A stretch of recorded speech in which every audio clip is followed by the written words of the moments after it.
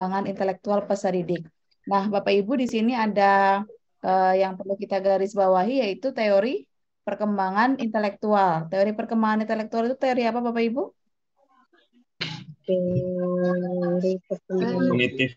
Teori kognitif. kognitif. Nah, teori kognitif ini karena tadi yang didasarkan adalah berdasarkan usia, sehingga belajar itu artinya adalah proses penataan informasi. Siswa itu belajar sesuai dengan kecepatannya masing-masing dan berbeda-beda. Karena IQ yang dimiliki oleh manusia itu berbeda-beda, maka menurut teori ini kecepatan anak dalam belajar itu juga berbeda-beda. Begitu Bapak Ibu. Nah, oleh karena itu guru di sini adalah sebagai fasilitator untuk peserta didiknya. Dan belajar yang paling direkomendasikan adalah belajar dengan model student center learning atau pembelajaran siswa aktif ya Bapak Ibu. Nah, dalam hal ini di teori kognitif ini ada proses asimilasi dan akomodasi Bapak Ibu. Jadi pengetahuan anak yang sekarang itu akan dipengaruhi oleh pengetahuan anak yang sebelumnya. Misalnya seperti ini, Bapak Ibu akan menjelaskan materi tentang pembagian. Nah, pastikan Bapak Ibu itu sudah tahu bahwa anak itu sudah memperoleh pemahaman tentang pengurangan terlebih dahulu. Karena dalam proses pembagian itu akan terjadi proses pengurangan, materi pengurangan. Nah, dalam konsepnya, karena tadi yang dikisi-kisi itu adalah usia 7 sampai 14 tahun, ada teori menurut Piase, Bapak Ibu, ini ya, Piase. Ya, Piase ini mungkin orang Purwakarta ya, Bapak Ibu ya, bukan. Oke, menurut Piase ini dia membagi tahapan kemampuan berpikir anak itu menjadi 4 tahap. Nah, karena tadi yang ditanyakan usia 7 sampai 14, maka cukup kita pelajari yang usia tersebut Bapak Ibu, usia 7 sampai dengan 14. Yaitu tahap operasional konkret dan operasional formal. Berarti besok di soal nomor 75, pertanyaannya diantaranya adalah terkait dengan tahap ini. Tahap usia 7 sampai 11, operasional konkret, atau tahap lebih dari 11 tahun, yaitu tahap operasional formal. Ya. Terus apa Bapak Ibu ciri-cirinya? Anak pada usia 7 sampai 11, operasional konkret, itu memecahkan problem, tidak bisa memecahkan problem yang abstrak. Ini biasanya usia apa Bapak Ibu? 7 sampai 11. SD atau MI ya Bapak Ibu. Nah, siswa SD atau siswa MI itu belum bisa memecahkan masalah yang sifatnya itu abstrak. Sehingga sebaiknya guru itu ketika mengajar itu harus sifatnya konkret. Maksud konkret itu bagaimana? Contohnya menghadirkan nyata. Nyata. Iya, betul nyata. Misalnya belajar tentang tumbuhan. Nah, kalau bisa siswanya langsung dihadirkan dengan medianya, tumbuhannya itu sendiri. Ya, betul. Atau langsung diajak ke ke lingkungan sekolah ya untuk mengamati secara konkret, secara nyata tumbuhannya. Kalau ada benda-benda yang memang sudah dihadirkan di kelas, maka bisa menggunakan gambar atau visualisasi yang lainnya. Intinya siswa itu belajar dengan bermakna itu ketika mendapatkan sesuatu yang konkret atau nyata. Makanya kalau pelajaran matematika, misal penjumlahan, mereka itu kalau hanya menggunakan angka itu belum mampu Bapak Ibu, tapi akan lebih mampu ketika misalnya dengan buah jeruk atau dengan benda-benda yang sifatnya itu konkret. Nah, sehingga mereka lebih paham. Nah, selanjutnya tahap operasional formal. Tahap operasional formal itu anak diarahkan untuk bisa menemukan sendiri konsep atau teorinya atau definisinya. Oleh karena itu, pembelajarannya itu yang tepat adalah pembelajaran penemuan atau menemukan sendiri ya Bapak Ibu ya, konsep, definisi. Contoh modelnya apa kira-kira Bapak Ibu? Discovery learning. Discovery. Betul, Discovery. Discovery. kemudian Discovery. dan sebagainya. Oke, kita langsung ke contoh. Silahkan Bapak Ibu. Nomor 75. Menurut Pija, peserta Ekspor. Oke, menurut Yase, Expository. Ada Tepat. mana yang kurang tepat? Yang kurang Expository. Expository. Apa yang A? Expository itu metode ceramah. Expository ceramah. Jadi ekspositori adalah metode ceramah. Ini tidak cocok untuk usia 12 sampai 18. 12 sampai 18 tadi ada di tahap apa? Operasional formal. Operasional konkret. Itu adalah operasional Formal. Formal dengan pembelajaran yang tepat adalah penemuan, bisa inquiry, discovery, project based learning, atau pembelajaran yang sifatnya adalah pemecahan masalah atau PPR. Baik, yang selanjutnya, yang ini Bapak Ibu, ini berbeda. Kalau ini operasional formal, kalau yang nomor 75 bawah, ini kira-kira di tahap apa? Operasional konkret 2 sampai 7 sampai 11. 7 sampai 11 tahun. Sudah ya Bapak 7 Ibu? sampai 11. Oke, ya.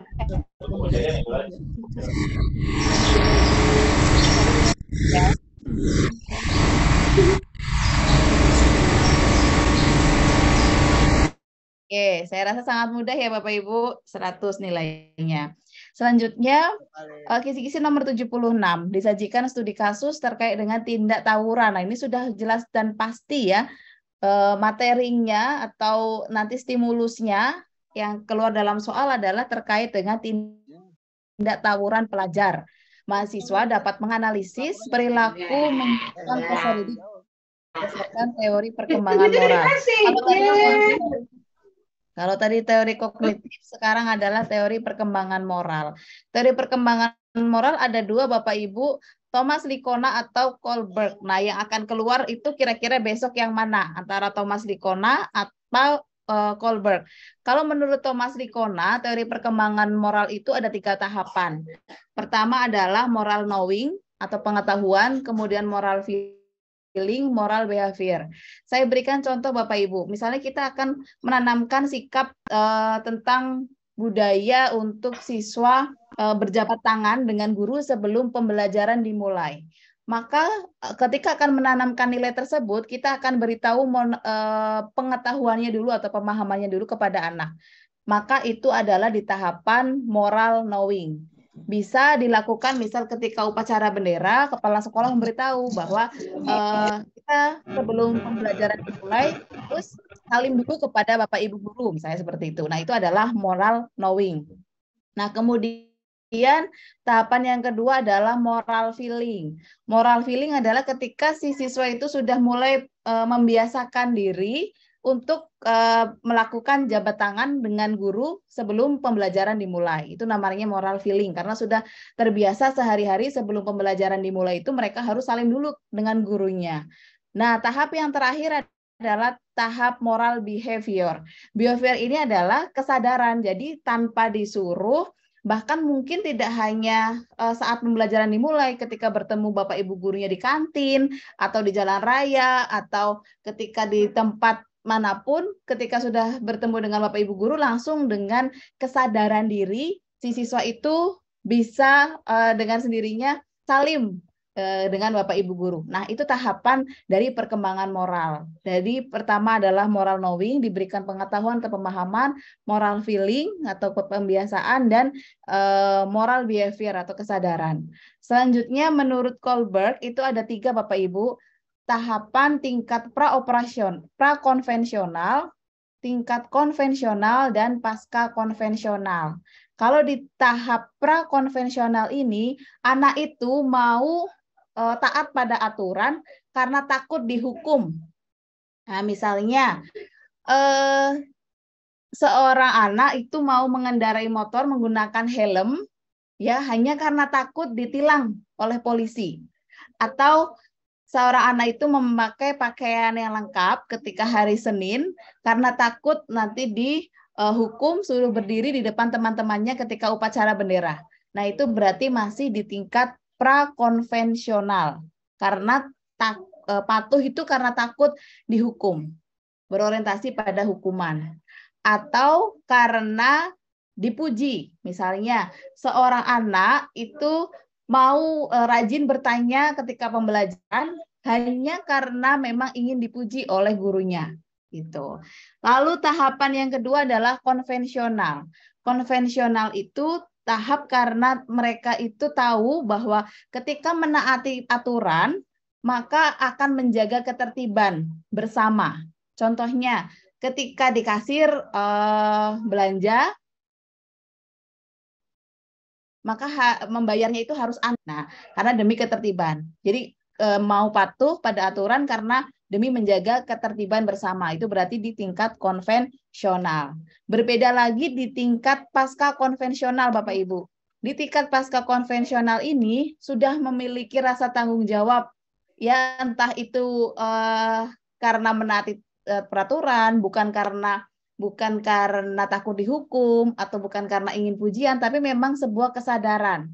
Contohnya tadi kalau menggunakan helm ketika perjalanan itu bukan lagi karena takut ditangkap polisi, tetapi karena memang kesadaran bahwa memang membutuhkan helm untuk perlindungan pribadi begitu, Bapak Ibu.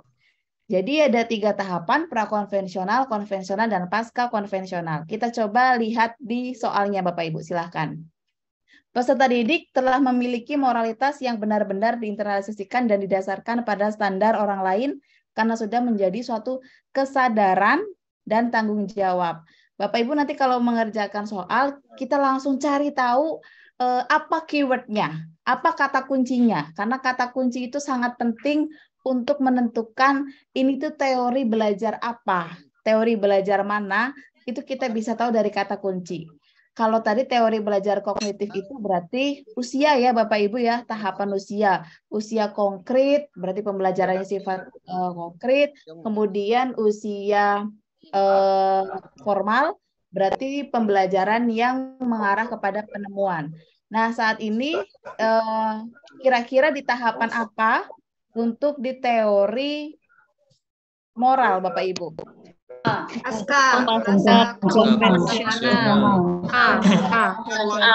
Maka di tahapan pasca konvensional. Karena sudah mempunyai rasa tanggung jawab dan kesadaran.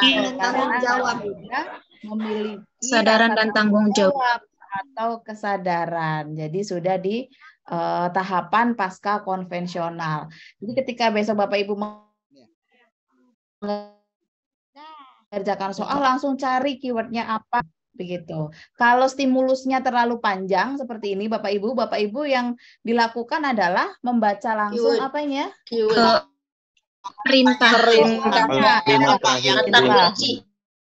Pertanyaannya langsung. Pertanyaannya dulu Bapak Ibu baca yang paling bawah ini. Lalu setelah itu baru stimulusnya Bapak Ibu baca dan cari keywordnya. Nanti bisa mengerjakan atau menentukan mana yang kira-kira sesuai dengan keyword. Kisi-kisi nomor 77. Tadi sudah kognitif, moral.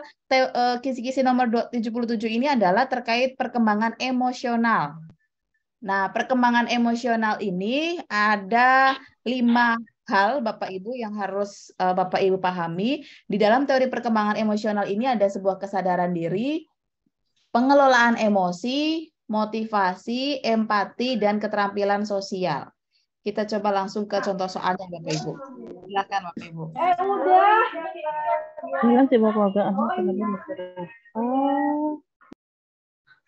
Jadi ceritanya Pak Ahmad ini memiliki beberapa anak yang rentang usianya berbeda-beda. Tapi memberikan uang itu dalam jumlah yang berbeda-beda juga. Nah, kemudian anaknya ini tidak terima. Kenapa diberikan uangnya itu dalam jumlah yang berbeda? Kasus tersebut sesuai dengan karakteristik perkembangan apa? Emosional. Nasional. Nasional. Kemudian nomor 77, apabila panjang seperti ini, Bapak Ibu langsung ke pertanyaannya. Pertanyaannya Berdasarkan kasus di atas yang sebaiknya Sesuai dengan teori kecerdasan berdasarkan emosional. teori perkembangan kecerdasan emosional peserta didik ada. Seperti ini kan Bapak Ibu sebenarnya tidak usah membaca stimulus, sudah bisa langsung mengerjakan ya. Karena ini sifatnya teoritis, tinggal tadi dihafalkan. Tadi yang termasuk dalam teori perkembangan emosional itu apa saja? Ada kesadaran diri, ada pengelolaan emosi, motivasi, empati, dan keterampilan sosial. Maka caranya Bapak Ibu hapus yang tidak termasuk di keywordnya. Contohnya, nomor A, apakah ada yang tidak termasuk? Masuk semua, Bu. Coba, yang tidak termasuk kita hapus. Membina hubungan dengan orang Membina lain. hubungan itu bukan. Ya, mengurangi Empati nggak ada, Bu. Empati. Terus, simpati tidak ada, kita hapus. Pengelolaan motivasi nggak ada, Bu. Motivasi ada? Ada. Pengelolaan Ada. Yang A, Bu, membina hubungan dengan orang lain. Interaksi ada. Motivasi nggak ada, Bu. Interaksi. Menahan diri, Kak. motivasi nggak ada, Interaksi Bu. nggak ada. Adanya Nggak pengelolaan ada. emosi. Menyadari diri ada? Tidak ada. Menyadari diri kan. Jawabannya Pengelolaan motivasi nggak ada, tuh, Bu. Nggak ada. Praksi. Sekali ya Bapak Ibu, jawabannya adalah yang A. Jawabannya A. Malah lebih parah lagi, Kak. Nomor 77 adalah teori belajar behavioristik. Bapak Ibu guru kalau mendengar kata behavioristik, apa yang terlintas dalam pemikiran Bapak Ibu? 20. Gaya belajar. Stimulus dan respon. Betul, behavioristik itu adalah tingkah laku. Jadi tingkah laku orang itu dilakukan sebagai akibat adanya stimulus atau respon. Stimulus respon itu apa sih Bapak Ibu? Perlakuan dari orang lain. Itu Iya, modeling. ya. Bukan modeling Bapak Ibu. Perubahan tingkah laku ya, Bu? Bukan ya? Bukan. Kalau modeling nanti ada di teori sosial. Sosial. Kita sedang belajar teori behavioristik. Behavioristik itu perilaku. Ciri-cirinya itu adalah biasanya ada kalimat stimulus dan respon. Jadi perilaku seseorang itu biasanya dihadapkan pada aturan-aturan yang sudah disusun secara jelas dan ditetapkan secara ketat. Jadi misalnya ketika Bapak Ibu melakukan pembelajaran, maka sebelumnya harus diberitahu dulu apa aturannya. Misalnya siswa tidak boleh berbicara sendiri ketika Bapak Ibu memberikan materi. Atau ya betul ketika Bapak Ibu menyusun RPP itu sudah ditulis secara rinci dari mulai tujuan, indikator pencapaian kompetensi dan lain sebagainya. Itu artinya ada suatu aturan yang jelas, yang rinci, yang akhirnya itu akan membentuk perilaku peserta didik. Nah, selain itu, Bapak Ibu juga bisa memberikan positif reinforcement atau negatif reinforcement. Penguatan positif atau penguatan negatif. Misalnya seperti ini, ada kelas A dan kelas B. Kelas A ini akan lebih semangat belajar ketika diberikan banyak tugas. Jadi kalau kita memberikan penguatan positif, banyak tugas, akan semangat belajar. Kebalikannya dengan kelas B. Kelas B ini justru akan lebih semangat belajar ketika kita itu mengurangi tugas-tugasnya. Nah, itu artinya ketika kita memberikan perlakuan ya atau penguatan, entah itu penguatan positif atau penguatan negatif, itu berpengaruh ke perilaku anak. Misalnya kelas A tadi ternyata lebih akan semangat belajar ketika tugasnya banyak, tapi berbeda kelas B akan semangat belajar ketika tugas-tugasnya dikurangi. Nah, nanti soalnya kita cari keyword yang ke arah sana Bapak Ibu. Keywordnya tadi berarti ada stimulus, respon, kemudian penguatan, Ada aturan. aturan, betul sekali Ibu. Perubahan Ada aturan perilaku. gitu. Atau perubahan perilaku itu pasti jawabannya adalah behavioristik. Bahkan nomor 78 ya Bapak Ibu, itu sudah jelas nanti soalnya adalah menentukan bahwa itu tuh teorinya adalah teori behavioristik. Jadi nomor 78 insya Allah itu nanti jawabannya sudah pasti behavioristik. Ya kan? Karena sudah menentukan bahwa nomor 78 itu disajikan stimulus, terus mahasiswa memilih bahwa ini tuh teori behavioristik. Jadi nomor 78 adalah soal nanti jawabannya adalah behavioristik. Nah, coba Bapak Ibu pahami nomor 78. Di sini ada guru yang memberikan PowerPoint dan media yang disusun secara rinci dan ketat. Ada juga di sini penguatan. Jadi jawabannya jelas sudah behavioristik. Kalau yang soal bawah Bapak Ibu kira-kira apa keywordnya? Karena itu diberi tugas yang banyak, kelas itu dikurangi jumlahnya. Yang kelas B dikurangi jumlah tugasnya. Jadi ada positive reinforcement, ada negative reinforcement. Ya pasti itu adalah teori behavioristik. Behavioristik atau perilaku ya. Perubahan perilaku karena adanya penguatannya bisa negatif, penguatan bisa positif. Oke, selanjutnya kita ke nomor 79. 79 itu hampir sama dengan kisi-kisi 75 Bapak Ibu. 79 ini sama tentang teori belajar kognitif. Tapi kalau 79 ini teori belajar kognitif. Bedanya dengan nomor 75, kalau nomor 75 itu ada usianya. Tentang usia tadi 7 sampai 11 itu operasional konkret, lebih dari 11 tahun adalah operasional formal. Jadi yang keluar antara dua itu. Kalau nomor 79 itu lebih ke ciri khasnya. Ciri khas yang tadi saya katakan bahwa kita itu setiap manusia memiliki EQ yang berbeda-beda, maka kecepatan belajarnya, pemahaman yang diterima oleh seseorang juga pasti berbeda-beda. Pasti Bapak Ibu mengalami ya di kelas ada misal 30 anak, ini ada 5 anak yang lambat misalnya, tapi 25 anak ini cepat ketika kita memberikan penjelasan materi. Nah, itu adalah ciri dari teori belajar kognitif. Maka bagaimana caranya Bapak Ibu agar bisa 5 anak ini tidak tertinggal? Caranya adalah kita dengan menciptakan pembelajaran yang kooperatif atau diskusi dengan kelompok yang heterogen. Jadi kalau Bapak Ibu membuat kelompok, usahakan anaknya itu yang heterogen, macam-macam kemampuannya. Ada yang kemampuannya tinggi, ada yang sedang, ada yang rendah. Itu jadikan satu kelompok. Jangan sampai di kelompok itu semua pinter semua. Gitu ya. Nah, itu adalah untuk memfasilitasi teori belajar kognitif. Dengan cara itu, dengan cara Bapak Ibu menciptakan diskusi atau kelompok belajar yang heterogen, itu maka siswa yang tadinya kurang ya atau belajarnya lambat akan terpacu oleh temannya ya satu kelompok yang ternyata lebih cepat belajarnya dan akan ada rasa saling membantu. Begitu. Nah, ini menurut konsep teori belajar kognitif itu akan ada asimilasi dan akomodasi Bapak Ibu.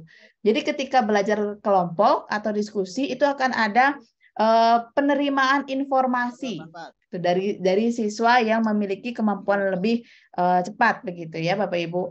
Asimilasi akomodasi. Kalau Bapak Ibu sudah nanti di soal menemui kata ini, sudah pasti jawabannya adalah teori belajar kognitif. Ya, seperti tadi yang saya katakan, misalnya ketika pembelajaran akan mempelajari tentang KPK dan FPB, maka sebelumnya pastikan siswa itu sudah paham dulu tentang perkalian, pembagian, faktorisasi prima, begitu. Nah, ketika ada siswa yang kurang atau lambat itu, maka bisa diheterogenkan kelompoknya dengan siswa yang sudah memiliki kemampuan lebih cepat, agar ada asimilasi akomodasi. Jadi asimilasi akomodasi ini adalah mencocokkan ya pengetahuan yang lama dengan pengetahuan yang baru. Kemudian kalau asimilasi akomodasi, pengetahuan yang sudah dimilikinya itu harus dicocokkan dengan yang baru. Hanya perbalikan saja Bapak Ibu. Nah, kemudian ekuilibrasi ini adalah keseimbangan antara akomodasi dan asimilasi gitu. Nah, boleh Bapak Ibu kita kerjakan nomor 79. Di sini keywordnya apa? Tingkat perkembangan. Tingkat perkembangan Kecepatan sendiri. Dengan Kecepatan dan kecepatan. kecepatannya sendiri. Berarti kalau sudah ada kata-kata kecepatan sendiri, artinya IQ yang dimiliki itu berbeda-beda. Jawabannya adalah kognitif. Oke, nomor 79. Bawah Sama Bu, kognitif. Karena apa ini di sini keywordnya? Keywordnya adalah ada akomodasi. Kalau sudah ada kata akomodasi, asimilasi itu adalah untuk teori kognitivistik atau kognitivisme. Sama aja ya Bapak Ibu. Bisa soalnya nanti kognitif aja, bisa kognitivistik, bisa kognitivisme gitu ya. Itu sama aja. Intinya teori belajar kognitif. Terus kisi-kisi nomor 80 itu adalah teori belajar konstruktivistik. Nah, konstruktif kalau Bapak Ibu mendengar kata konstruktivistik kira-kira apa yang terlintas? Membangun, Bu. Bangunan, Bu. Membangun bangunan. Ya. Iya betul, membangun bangunan, konstruksi dan lain sebagainya.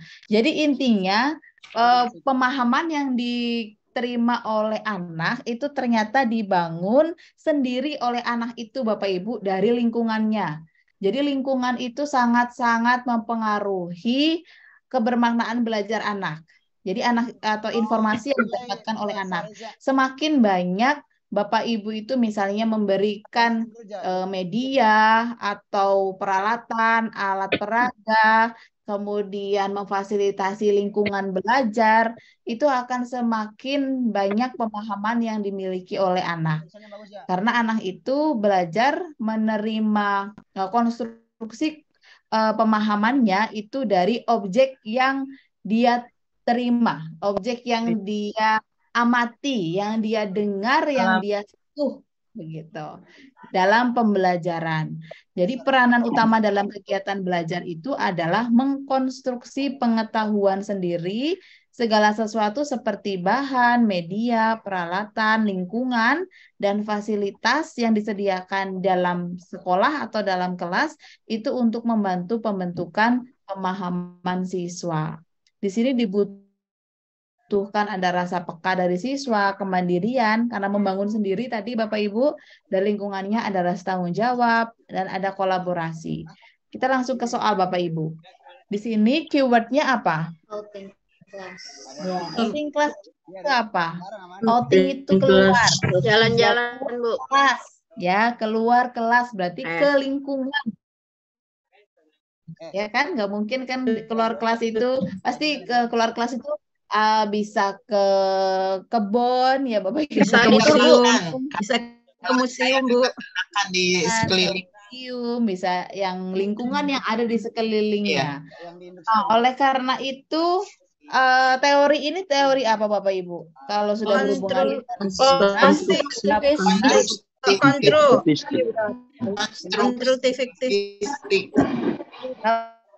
kalau nomor selain lingkungan bisa juga dari media, alat peraga atau sumber belajar anak ya. Jadi kalau sudah disajikan misalnya guru menyajikan video misal untuk ditonton oleh siswa. Untuk siswa bisa menggunakan fasilitas internet. Nah, itu sudah pasti konstruktivistik karena lingkungan itu bisa lingkungan nyata ya, bisa juga lingkungan maya. Karena kan saat ini internet itu juga bisa disebut sebagai lingkungan karena memberikan walaupun dunianya dunia maya ya Bapak Ibu, karena banyak informasi yang bisa didapat oleh anak melalui internet. Maka dianggap internet itu juga sebagai sumber belajar atau lingkungan yang memberikan pemahaman kepada anak.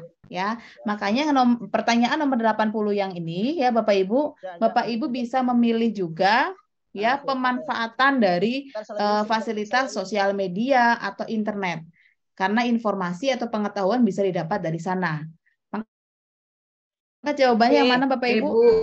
B. 135. bangun.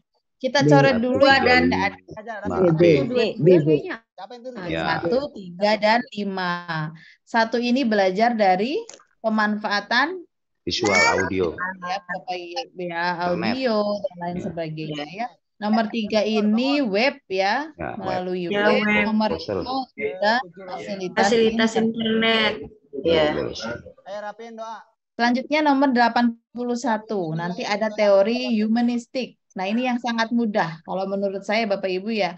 Humanistik itu dari kata human. Human itu apa Bapak Ibu? Memanusiakan manusia.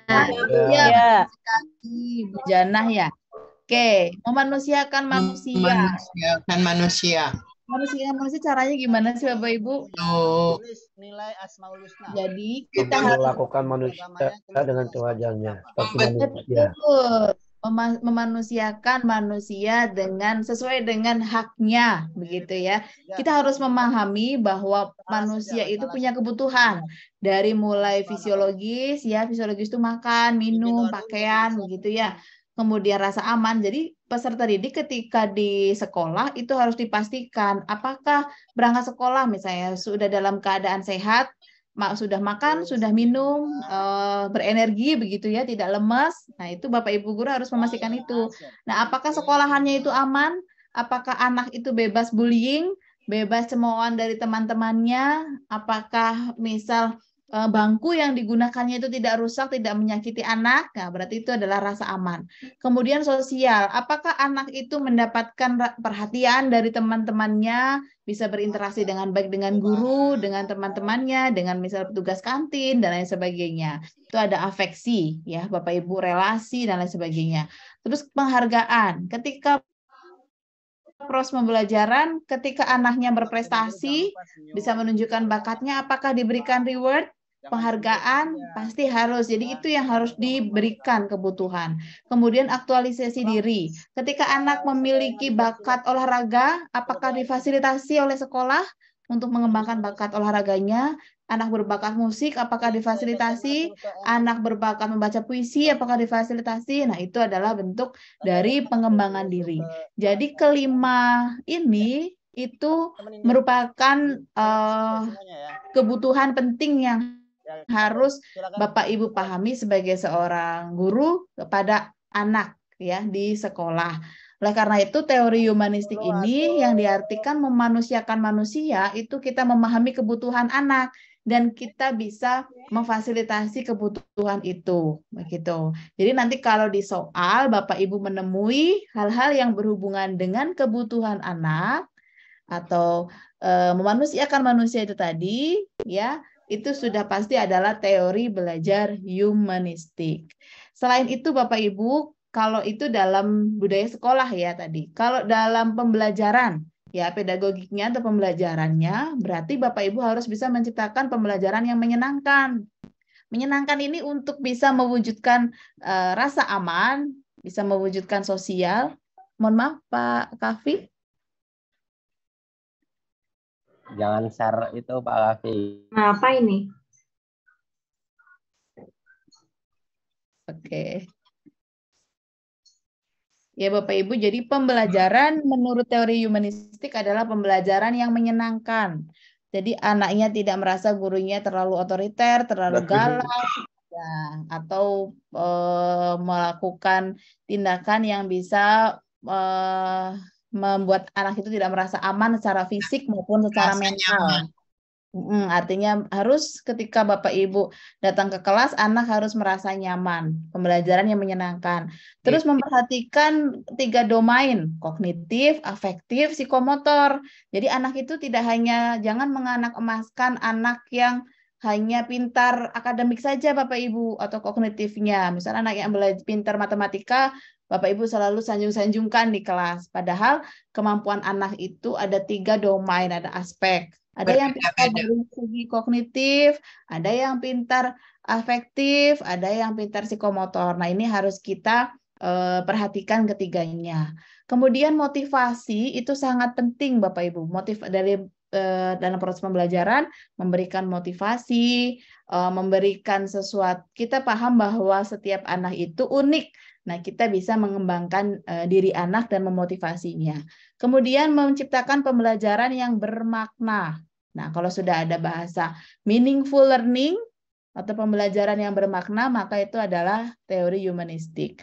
Karena pembelajaran yang bermakna itu bisa diterima ketika anak itu bisa doing something di kelas gitu Bapak Ibu, bisa melakukan eksperimen misalnya gitu.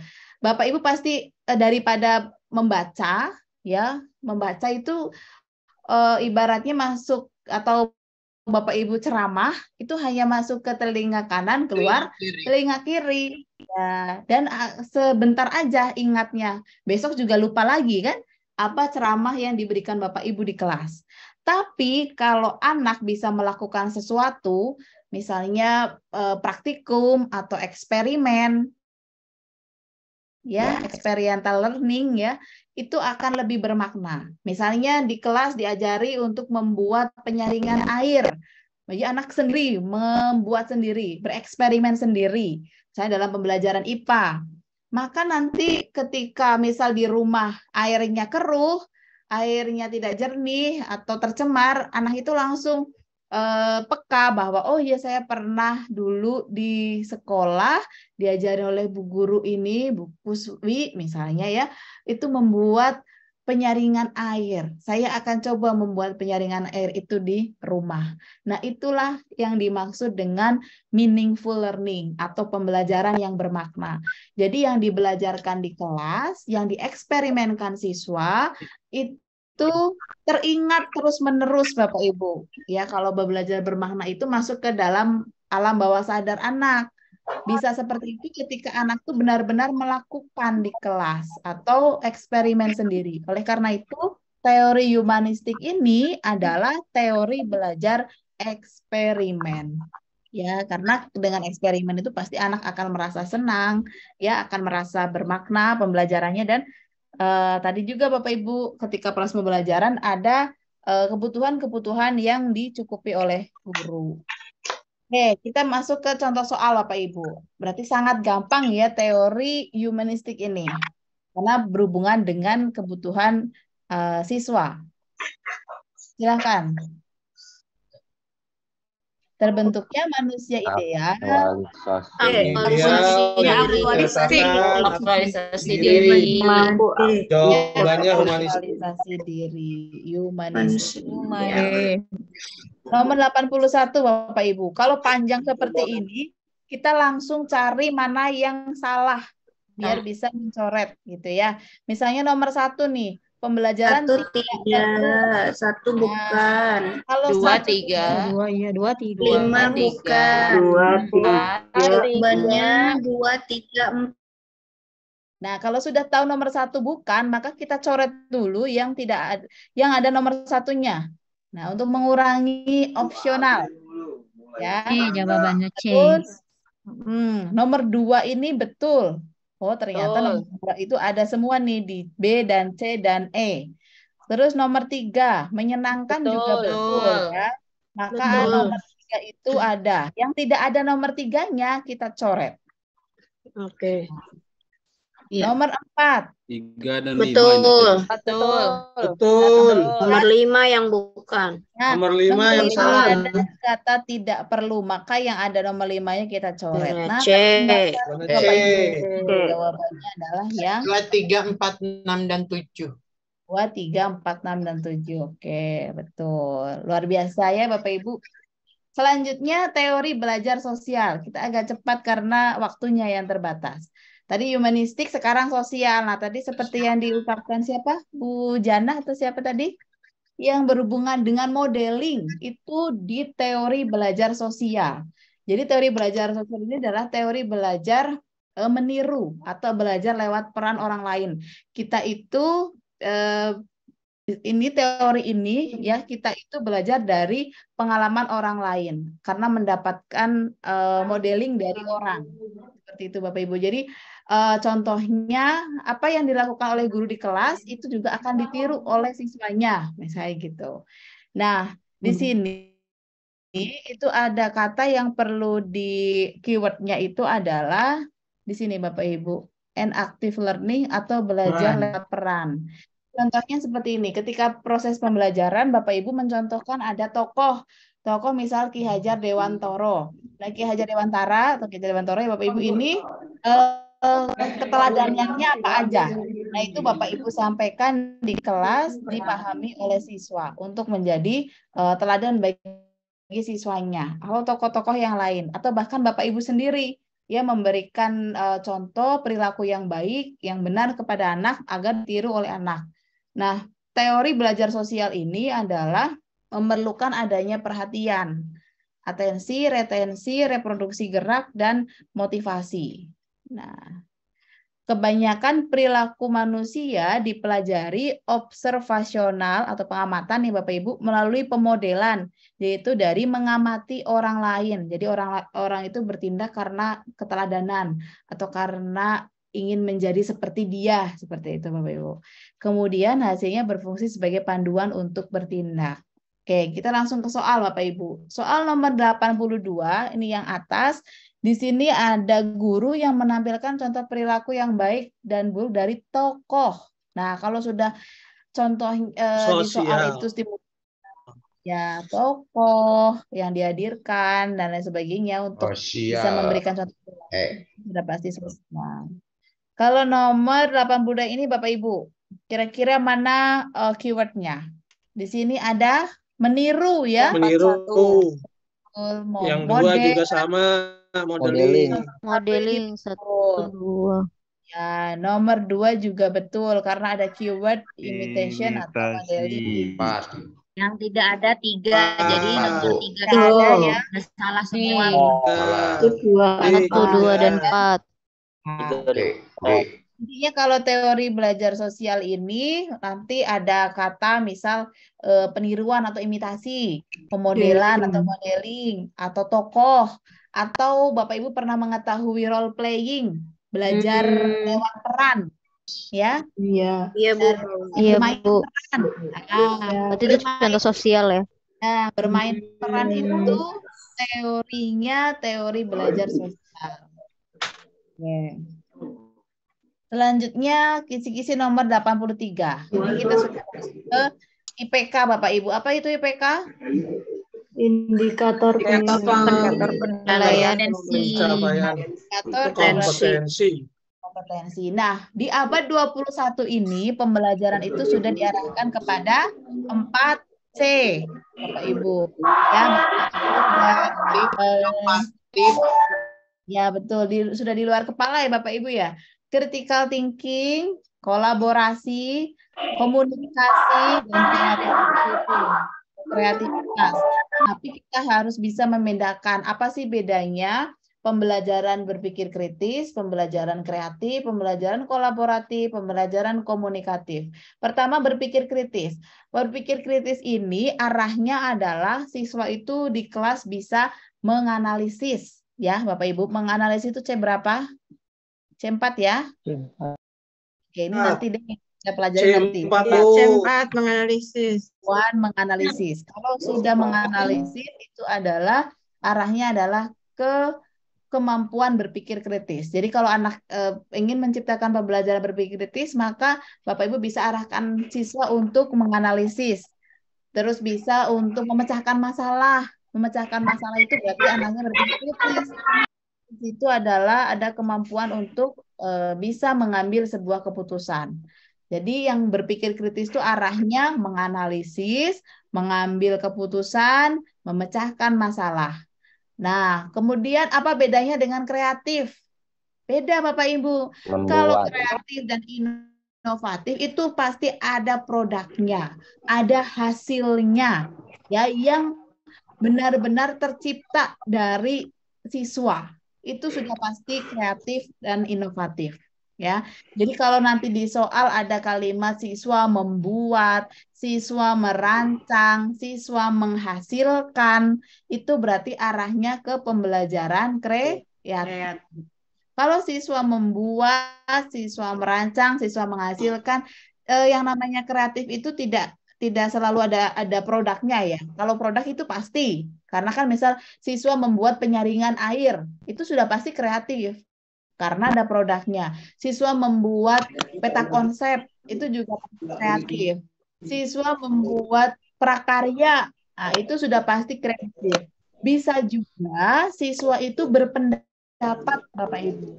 Siswa itu berpendapat atau membuat pendapat, membuat ide, ya, atau membuat kesimpulan.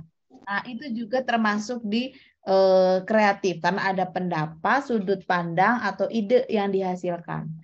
Kemudian selanjutnya apa itu kolaboratif? Kolaboratif itu adalah kolaborasi ya, berarti bekerja sama. Jadi pembelajaran itu siswa diarahkan untuk bekerja sama dengan teman-temannya di kelas. Bisa dengan diskusi, bisa dengan kelompok, ya, bisa dengan misal bersama-sama membuat melakukan percobaan dan lain sebagainya. Artinya ada kolaborasi antar siswa bertukar pikiran. Jadi biasanya pembelajaran yang mengarah ke kolaborasi itu adalah pembelajaran kolaboratif learning, kemudian kooperatif ya, yang arahnya itu untuk berdiskusi atau bekerja sama atau berkelompok. Nah, ini hampir sama dengan komunikasi Bapak Ibu. Komunikasi itu artinya bisa menyampaikan sesuatu atau pesan. Siswa bisa berkomunikasi dengan gurunya atau bisa berkomunikasi dengan temannya ketika pembelajaran. Misalnya di sini sudah membuat percobaan, sudah mengisi LKPD ya, misalnya anak disuruh untuk melaporkan di depan kelas. Nah, itu juga bentuk dari komunikasi.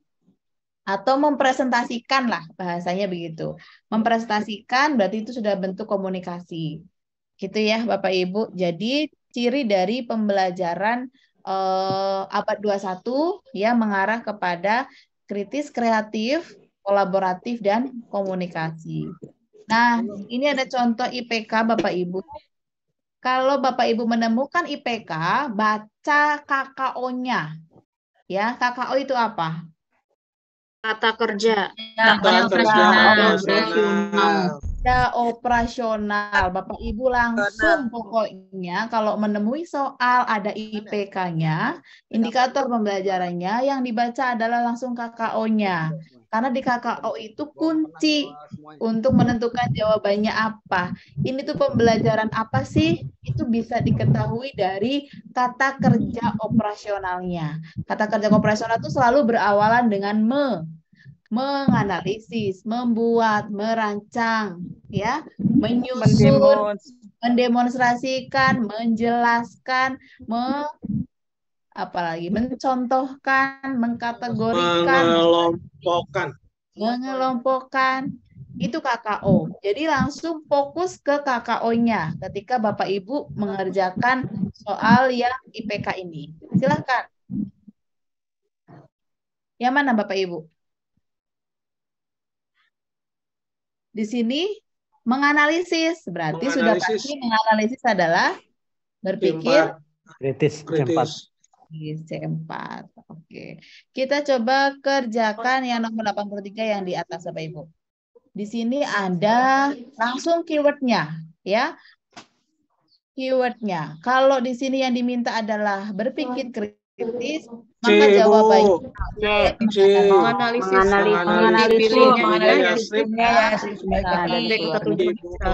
tujuan hijrah Rasulullah. Oke, tapi harus hati-hati ya Bapak Ibu. Kalau pengertian ini tidak perlu dianalisis kan? Ya, betul.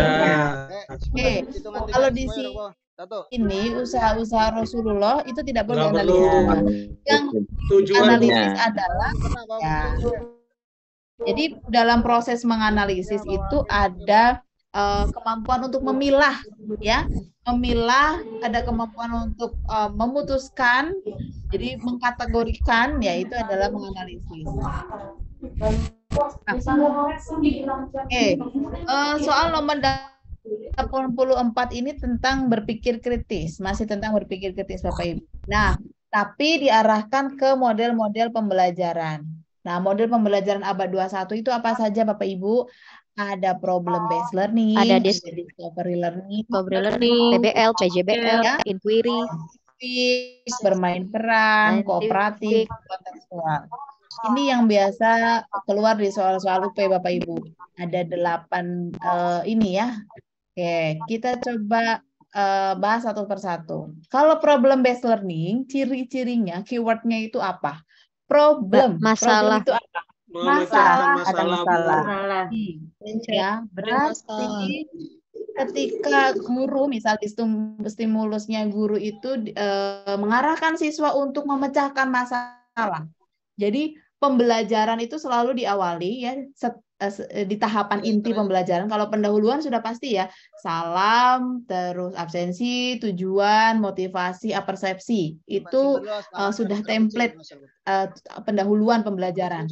Nah, di inti pembelajaran adalah tempatnya untuk menerapkan model-model pembelajaran. Jadi model pembelajaran apapun itu diterapkan di inti pembelajaran, Bapak Ibu. Misal kita mau menerapkan problem based learning, maka di awal itu gurunya di awal tahapan inti itu memberikan masalah. Iya, betul. Ada masalah yang disajikan terlebih dahulu. Bisa menggunakan berita ya, bisa menggunakan informasi di internet ya, atau bisa juga Bapak Ibu mencontohkan masalah yang sedang terjadi di lingkungannya. Begitu. Misalnya contohnya anak-anak kita tahu ya di dekat rumah kita, di lingkungan kita itu banyak sekali pabrik-pabrik. Lalu Ibu amati itu coba di sungai sebelah sekolah kita itu kenapa sungainya warnanya kok merah? Nah, itu kan masalah yang ada di lingkungan. Terus Bapak Ibu bawa ke dalam proses pembelajaran. Ketika ada masalah yang harus dipecahkan oleh siswa, yang harus dianalisis oleh siswa, maka sudah pasti itu adalah model pembelajaran problem based learning. Itu. Contohnya di sini mengatasi masalah pencemaran udara akibat asap kendaraan bermotor. Ya, artinya pembelajaran yang menghadirkan masalah, siswa itu disuruh untuk memecahkan, memberikan solusi, itu sudah pasti problem based learning. Ya, karena di situ ada open ended, jadi siswanya memberikan pendapatnya, idenya untuk memecahkan masalah tersebut. Selanjutnya adalah pembelajaran discovery learning. Discovery learning ini dari katanya dari penemuan ya, Bapak Ibu. Penelusuran. Ya, penelusuran, betul. Pencarian. Discovery learning ini ciri khasnya, jadi banyak anak-anak itu mengumpulkan informasi. Informasinya itu bisa melalui penyelidikan, bisa juga melalui sumber informasi internet, buku, bisa tanya jawab dengan orang, ya itu artinya discovery. Jadi siswa melakukan penelusuran sendiri untuk menemukan jawaban. Di sini contohnya menelusuri faktor penyebab terjadinya banjir. Nah, ini sebenarnya hampir sama dengan inquiry, karena sama-sama penemuan. Tetapi berbeda Bapak Ibu. Kalau inquiry ini siswa benar-benar menemukan sendiri, bahkan merumuskan sendiri masalahnya. Gitu. Jadi masalah tersebut siswa sendiri yang merumuskan. Jadi menyelidiki itu karena siswa ada rasa ingin tahu kenapa ini bisa terjadi, gitu misalnya. Apa saja ya kira-kira penyebab pencemaran air misalnya. Tapi itu muncul sendiri dari keingintahuan siswa. Itu inquiry. Kemudian project based learning. Nah, ini sangat mudah juga. Keywordnya adalah proyek. Ya, di sini ada project. Produk. Ya, produk. Betul sekali Bapak Ibu. Terus kalau siswa sudah diarahkan untuk menyusun jadwal, menyelesaikan proyek. Nah, itu sudah pasti itu adalah project based learning. Ya, karena apa? Project based learning itu, apalagi sekarang di kurikulum Merdeka ya Bapak Ibu ya, itu sudah tidak bisa diselesaikan dalam satu waktu. Biasanya harus ada rentang waktu siswa untuk mengerjakan proyek itu atau untuk menyelesaikan proyek itu. Makanya ciri-cirinya nanti di stimulus biasanya ada arahkan, misal gini, siswa diarahkan untuk menyusun jadwal proyek, ya, merancang langkah-langkah pengerjaan proyek. Nah, itu sudah pasti, sudah jelas jawabannya adalah project based learning. Selanjutnya pembelajaran saintifik. Nah, saintifik ini sebenarnya pendekatan, bukan model ya Bapak Ibu. Pendekatan saintifik yang muncul di kurikulum 2013 waktu itu adalah pembelajaran yang mengarah ke metode ilmiah. Jadi ada mengamati, ada menanya, ada menalar, ada mencoba, ada mengkomunikasikan. Nanti kita bahas. Ada sendiri Bapak Ibu, pembelajaran saintifik itu ada sendiri kisi-kisinya. Jadi ada soal khusus pembelajaran saintifik nanti. Oke, selanjutnya bermain peran atau role play. Ini tadi di teori apa Bapak Ibu? Teori sosial. Ya. Ini nanti siswa itu memerankan tokoh, ya, memerankan tokoh. Oke, atau modeling atau adegan. Kemudian kooperatif. Kalau kooperatif ini mengarah kepada pembelajaran berbasis kelompok atau diskusi, Bapak Ibu. Ini sesuai dengan teori tadi konstruktivistik. Ya, selanjutnya kontekstual. Kontekstual itu nyata. Jadi yang dipelajari oleh siswa itu konteksnya itu adalah konteks yang ada dalam kehidupannya sehari-hari. Jadi materinya ini harus dikaitkan dengan materi pengalaman yang ada dalam dunia anak dalam kehidupan sehari-harinya. Dunia siswa dalam kehidupan sehari-harinya. Seperti tadi contohnya misalnya kita membahas tentang pencemaran air. Maka Bapak Ibu bisa mengarahkan kira-kira nanti di rumah silakan cari tahu apakah di rumah kalian airnya itu termasuk air yang tercemar atau tidak. Misalnya ciri-cirinya berbau, berwarna, dan lain sebagainya. Kalau sudah mengarah kepada konteks yang nyata dalam kehidupan sehari-hari siswa, itu sudah pasti adalah pembelajaran kontekstual. Jadi guru itu mengaitkan materi dengan situasi di dunia nyata peserta didik. Nah, Bapak Ibu, selanjutnya ini sudah di luar kepala juga saya rasa ya Bapak Ibu ya. Proses kognitif ada LOTS, ada HOTS. HOTS itu berpikir tingkat tinggi. LOTS itu adalah berpikir tingkat rendah. Low. Ya, low itu hanya mengingat, memahami, menerapkan. Jadi kalau misal soalnya itu sebutkan, ya jelaskan, sebutkan nama-nama ikan, misalnya gitu. Nah itu sudah ke lower order thinking. Tapi kalau host ini analisis, ya misal analisis kandungan dalam air yang lalu kemudian kita tentukan mana termasuk air tercemar, tidak tercemar, misalnya seperti itu. Terus ada proses mengevaluasi. Siswa itu bisa memilih, memilah, mengkategorikan, ya, kemudian memutuskan mana kiranya yang solusi yang terbaik, ide mana yang bagus, dan sebagainya. Lalu mengkreasi itu ada produk, ya, ada ide yang otentik yang berasal dari siswa. Nah, untuk berpikir kritis itu termasuk C4 ya Bapak Ibu, atau menganalisis itu adalah kemampuan berpikir kritis. Nah, C5 dan C6 itu adalah kemampuan berpikir kreatif. Ya, kita coba langsung ke contoh. Silakan Bapak Ibu. Yang cowok yang ada sini.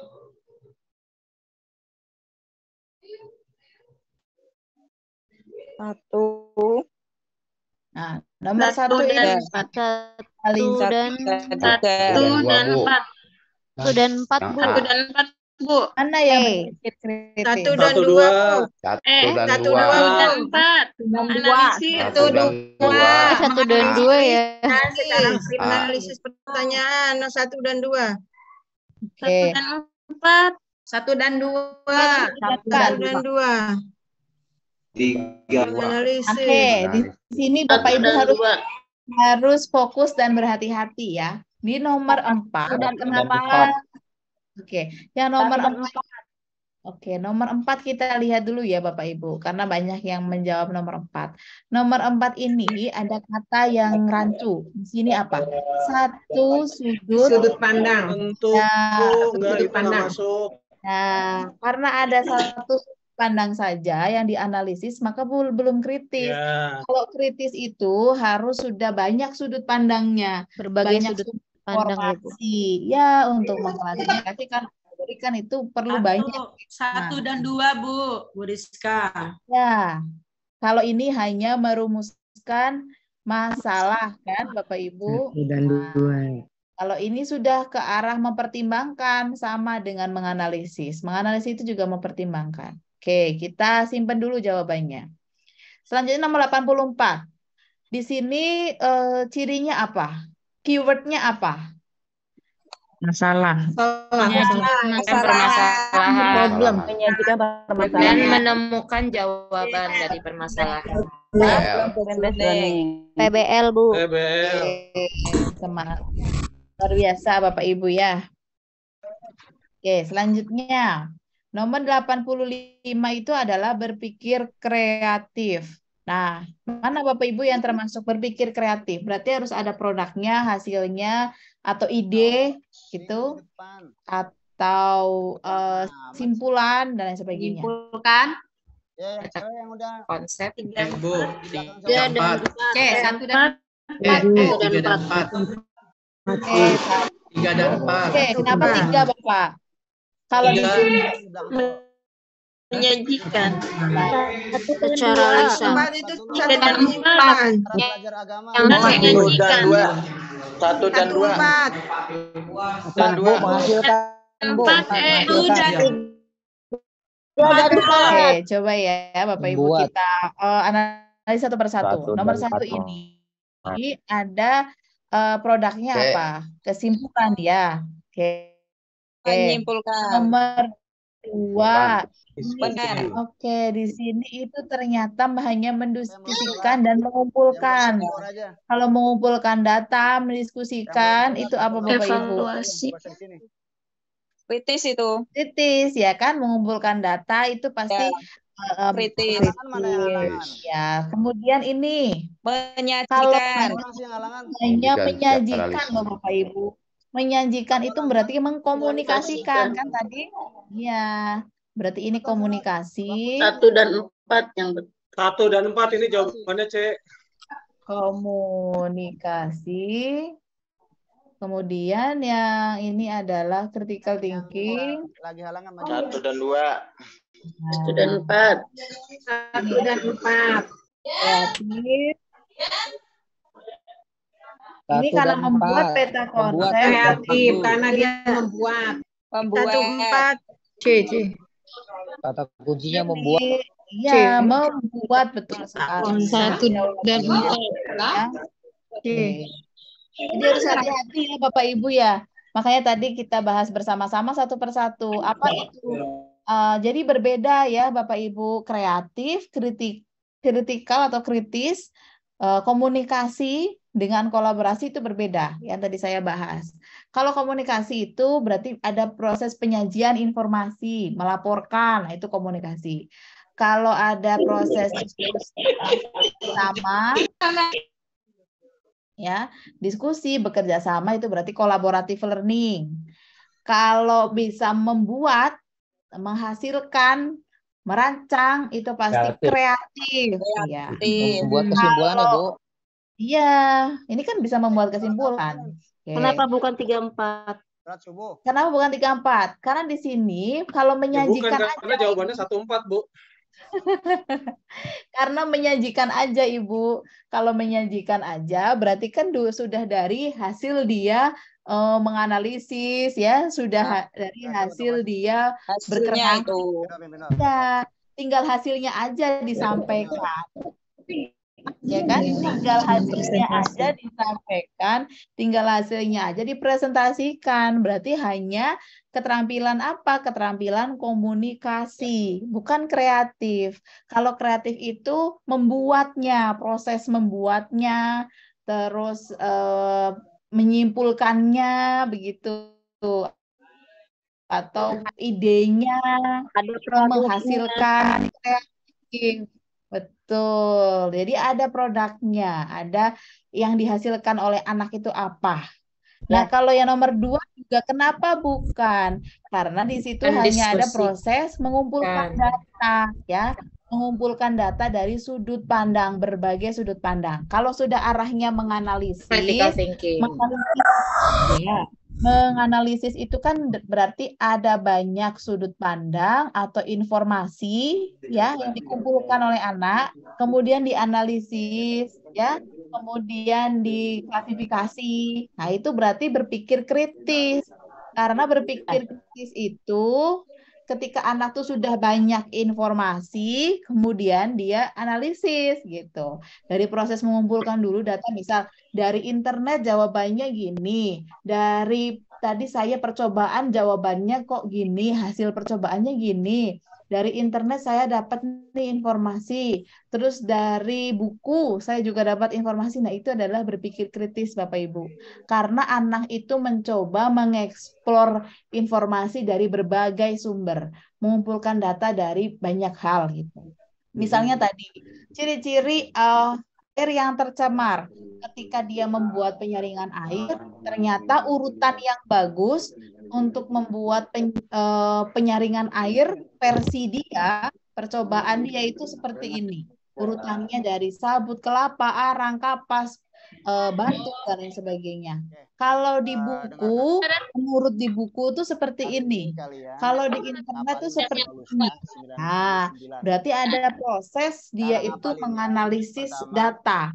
Ya, mengumpulkan informasi itu adalah critical thinking atau berpikir kritis. Tapi kalau kreatif itu adalah membuatnya, membuat penyaringan airnya itu tadi dia kreatif. Paham ya Bapak Ibu? Nomor 85 yang bawah. Bu A, mind mapping. Karena ada produknya. Ada pasangan masing-masing. Mind mapping, Bu. Jadi kalian ngapalinnya boleh satu kata. Selanjutnya nomor 86. Ini adalah tentang berpikir inovatif. Sudah hampir sama sebenarnya dengan berpikir kreatif Bapak Ibu. Jadi harus ada produknya atau hasilnya. Yang mana kira-kira? Yang A, Bu. 1 dan 4. Membuat peta. Buat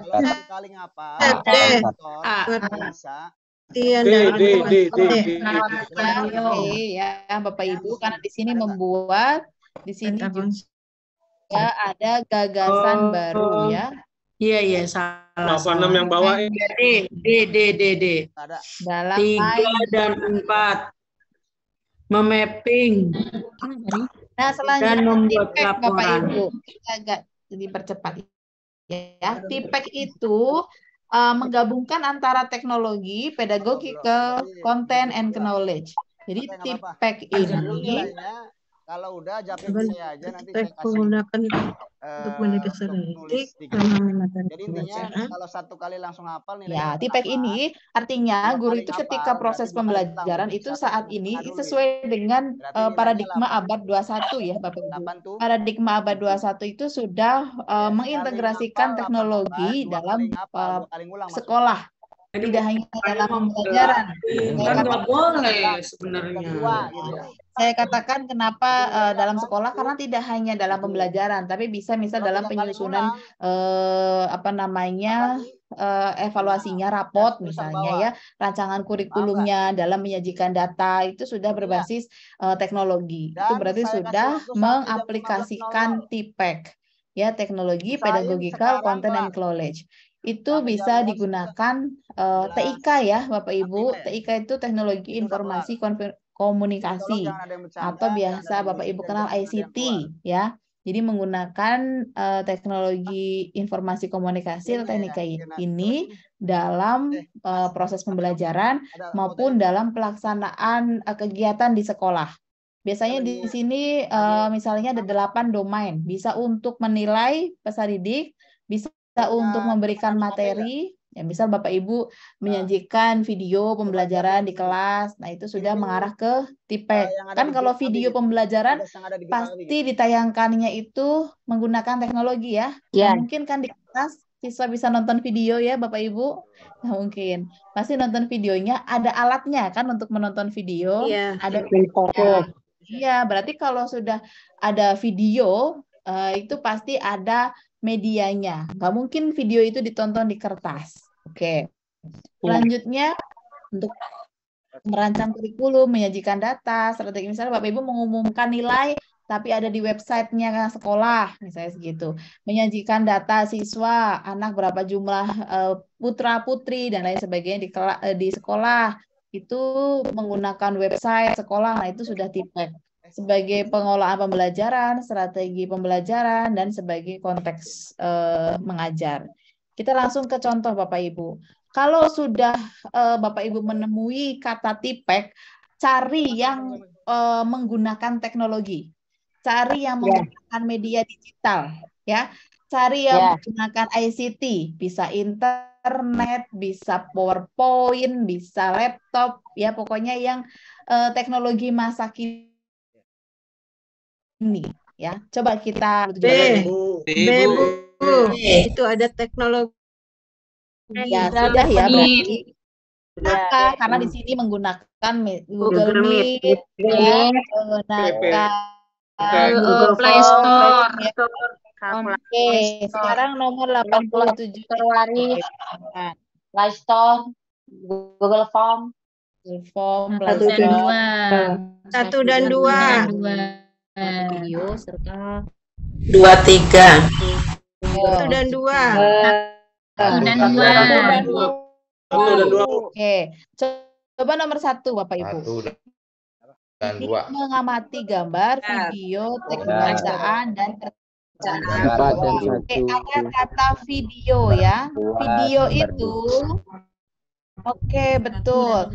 Video itu hanya bisa ditonton kalau ada medianya. Kalau video itu nggak bisa ditonton di kertas, maka nomor 1 ini betul. Kita coret yang ada nomor 1-nya ya, Bapak Ibu. Nah, di sini nomor 2 ini apa? Ada kata digital. Mencari informasi sumber digital. Berarti jawabannya ini. Tapi kita coba lihat Bapak Ibu. Kenapa bukan 3? Karena di sini hanya ada cara lisan. Betul. Diskusi. Nah, kalau menyajikan secara lisan, ya menyajikan itu kan bisa PowerPoint sebenarnya. Tapi di sini ternyata di soalnya cuma menyajikan secara lisan. Kalau lisan aja kan berarti tidak ada PowerPoint-nya, tidak ada LCD-nya, tidak ada proyektornya. Iya, hanya presentasi saja. Berarti bukan. Terus nomor 4 juga ini jelas bukan karena hanya presentasi secara seksama, menyimak. Ya, menyimak. Berarti jawabannya adalah yang A. 1 dan 2. Ini tadi sudah sepenuhnya berorientasi pada TIPEK karena ada teknologinya. Artinya kalau ada soal yang sudah menemui TIPEK, Bapak Ibu langsung berpikir, oh teknologi gitu ya. Karena TIPEK T-nya adalah teknologi. Artinya memanfaatkan teknologi dalam pembelajaran maupun kegiatan di sekolah. Oke. Nomor 88 juga arahnya ke teknologi Bapak Ibu karena arahnya ke pembelajaran abad 21. Tetapi ini adalah karakteristik gurunya. Jadi guru yang bisa di kelas itu menghadirkan pembelajaran abad 21. Kira-kira jawabannya mana Bapak Ibu? Nomor 88. Tinggi minat. Mempertinggi minat. Mempertinggi minat baca. Bareng-bareng aja dulu, bareng. Karena yang tidak termasuk. Dalam era Bu, memfasilitasi siswa untuk dapat Bu. Ini C, mempertinggi minat baca. Iya. Oke, minat baca. Oke, Bapak Ibu, mungkin kita bisa arah salah satu ya. Kalau nomor yang A ini ada teknologi digital. Oke, ini ada sumber belajar yang beragam, ya. Kalau ini ada media online, ini ada hybrid. Nah, kemarin ada yang bertanya kepada saya, mahasiswa Aceh kalau tidak salah. Hybrid itu apa? Hybrid itu adalah pembelajaran yang menggabungkan online dan offline. Jadi gurunya itu offline Bapak Ibu di kelas. Ada beberapa siswa juga yang ikut offline di kelas. Tetapi ada siswa lain yang misal mungkin karena sedang sakit atau ada halangan tertentu, jadi dia ikutnya pembelajarannya online. Berarti blended learning ya, Bu? Di rumah, ya. Itu bukan blended Bapak Ibu, itu hybrid. Karena satu waktu. Jadi di kelas itu dipasang kamera. Ya, dipasang kamera, dipasang Zoom di kelas, kemudian ada siswa yang ikutnya online, di satu waktu itu ada siswa yang ikutnya offline di satu waktu itu. Itu namanya hybrid. Tetapi kalau blended ya, blended itu misalnya hari ini nih kita online. Terus saya beri tugas kepada siswa saya, misal besok presentasi ya, presentasinya yang materi hari ini silahkan dikerjakan, presentasinya secara offline besok minggu depan di kelas. Nah itu baru blended. Blended itu memang offline online, tapi waktunya berbeda, tidak satu waktu. Tapi kalau hybrid itu satu waktu online offline-nya. Nah itu Bapak Ibu. Oke, jawabannya apa? Jawabannya nomor 88 tadi betul ya yang C. Karena di sini minat baca ya. Karena tidak ada teknologi online-nya, tidak ada digitalnya kan? Oke, kemudian nomor 88. Mana yang relevan? B. Jawabannya yang B. Berpikir kritis, masalah tadi ya Bapak Ibu 4C. Kolaborasi, critical thinking, komunikasi, ya, dan kreativitas, inovasi. Creativity. Nah, ditambah di sini Bapak Ibu ada teknologi ya, media, informasi, komunikasi, dan teknologi. Kalau ini salah karena ada individualisme, salah. Ini juga salah karena ada menulis ya. Ini juga salah karena ada membaca menulis ya. Kalau yang ini ada difusi. Jadi jawabannya yang B.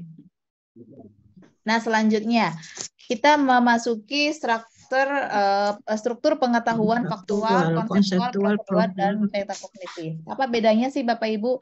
Faktual itu yang bisa dilihat dengan kasat mata, itu faktual. Ya, contohnya hari ini cuacanya cerah. Nah, atau daun berwarna hijau. Ya, itu fakta karena bisa dilihat dengan kasat mata. Kemudian konseptual. Konseptual itu yang mempelajari tentang klasifikasi, kategori, hukum, dan lain sebagainya. Kemudian prosedur. Nah, ini yang paling gampang dan sangat mudah. Karena prosedur itu selalu berhubungan dengan langkah-langkah. Langkah-langkah penggunaan. Urutan. Dia langkah-langkah penggunaan, cara membuat ya, cara, langkah, prosedur itu jadi sudah urutan prosedural ya, atau prosedur. Kemudian metakognitif. Metakognitif itu tentang strategi ya, atau tentang pemecahan masalahnya. Itu adalah metakognitif. Nah, langsung kita. Nah, Bapak Ibu, untuk bisa memecahkan masalah yang seperti ini ya, soal yang seperti ini, kalau pertanyaannya itu kan urut, maka jawabannya harus urutannya sesuai pertanyaan. Kemarin pernah waktu saya induksi di Purwakarta ya. Halo mahasiswa Purwakarta, ada yang hadir saat ini? Bu. Ya. Halo, ada Bu Sri Lestari. Saya Ibu. Ya. Purwakarta. Saya punya. Nah, jadi ketika itu ada yang bertanya, apa perbedaan kalau ada pertanyaannya urut ini, apakah jawabannya urut? Iya, Bapak Ibu, jawab sesuai urutan pertanyaan.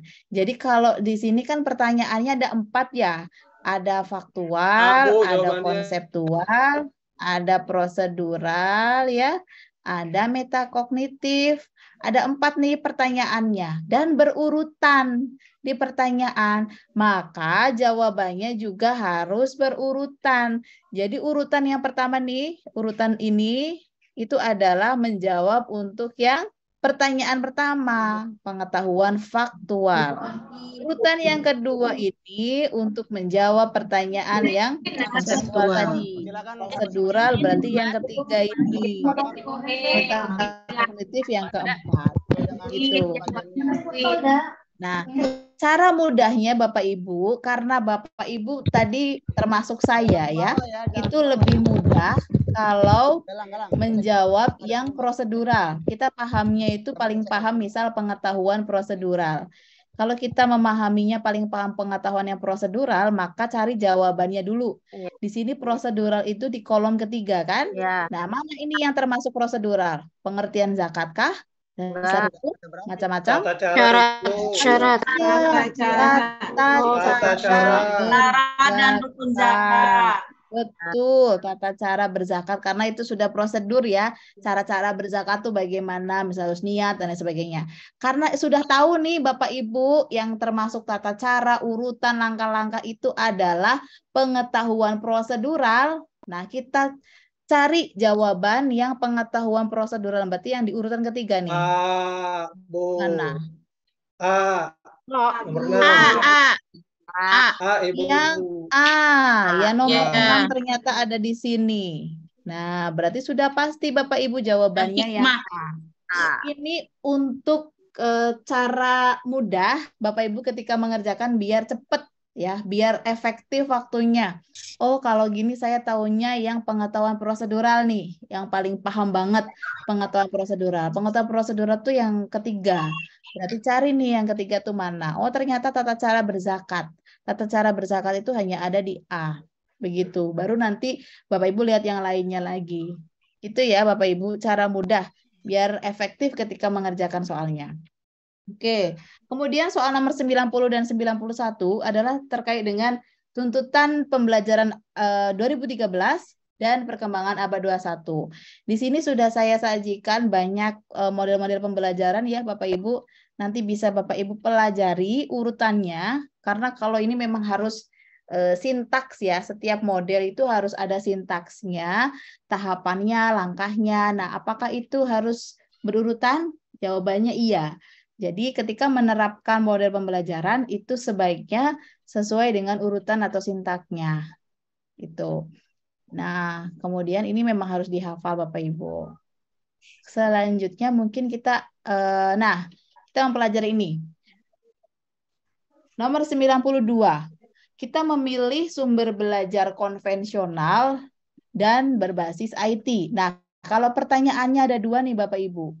Konvensional, pilihlah sumber belajar konvensional dan berbasis IT. Berarti pertanyaan pertama itu yang konvensionalnya, pertanyaan yang kedua adalah IT-nya. Jawabannya harus urut.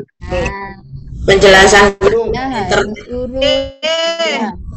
Quran yang kolom pertama itu jawaban untuk konvensional, kolom kedua ini untuk jawaban yang berbasis IT.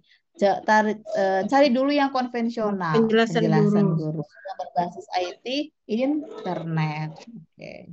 Karena internet, kenapa internet? Karena internet itu hanya bisa dipelajari ketika ada perangkatnya ya Bapak Ibu. Internet itu bisa diakses ketika ada perangkatnya. Entah itu laptop, komputer, handphone, notebook, dan lain sebagainya. Terus ada perangkatnya. Oke.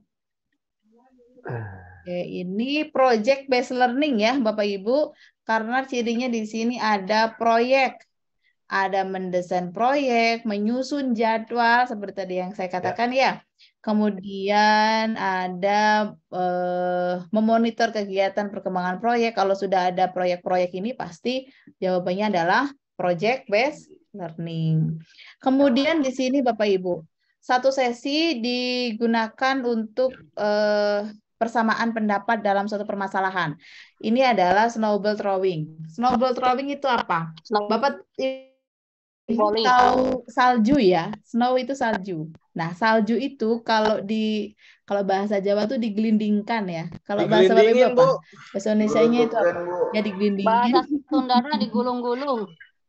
Digulung, betul ya. Salju itu kalau dilempar ya semakin lama semakin ke bawah ya. Kalau di film-film itu ya, itu ya karena kenapa saya bilang di film-film kan nonton salju kan cuma di TV ya Bapak Ibu ya, kan di Indonesia nggak ada salju. Iya, Bu. Nah kalau salju itu dilempar lama kelamaan itu dia akan semakin besar, semakin banyak. Nah snowball throwing ini adalah ketika ada suatu masalah itu diharapkan setiap siswa, semua siswa itu memberikan idenya atau pendapatnya sehingga ada banyak masukan dari siswa atau ide-ide yang keluar dari siswa. Makanya disebut snowball throwing gitu. Oke, selanjutnya ini penting juga Bapak Ibu adalah terkait dengan pembelajaran holistik Dari kata holistik, holistik itu adalah utuh, ya. Holistik itu utuh, menyeluruh. Kita memahami bahwa siswa itu dia memiliki berbagai kemampuan. Ada akademik, ada sosial, ada emosi, spiritual. Ya, ada EQ, SQ, dan sebagainya. Ini mengarah ke multiple intelligence. Ya, kita paham bahwa anak itu bersifat utuh. Ini itu sebagai dasar kurikulum 2013, Bapak Ibu. Ya, mempelajari bahwa anak itu memandang sesuatu tuh secara utuh, gitu. Misalnya kita belajar terintegrasi. Jadi misalnya contohnya tema tentang misalnya lingkungan, misalnya temanya tentang sumber energi misalnya. Ada ya tema kelas 4 MI itu sumber energi misalnya.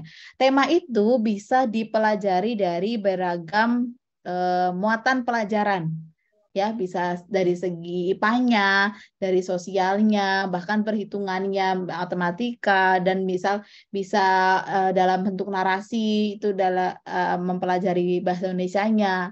Nah, integrasi itu adalah untuk mewujudkan pembelajaran holistik. Jadi pembelajaran holistik adalah pembelajaran yang sifatnya itu utuh, menyeluruh.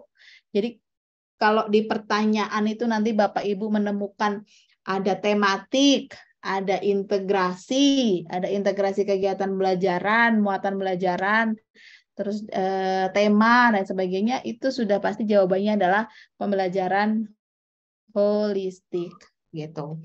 Di sini pembelajaran holistik kalau dari segi pedagogiknya Bapak Ibu, guru itu memahami bahwa peserta didik itu memiliki banyak terdiri dari setiap siswa itu terdiri dari 4 intelijen atau kecerdasan, akademiknya, spiritual, emosi, sosial.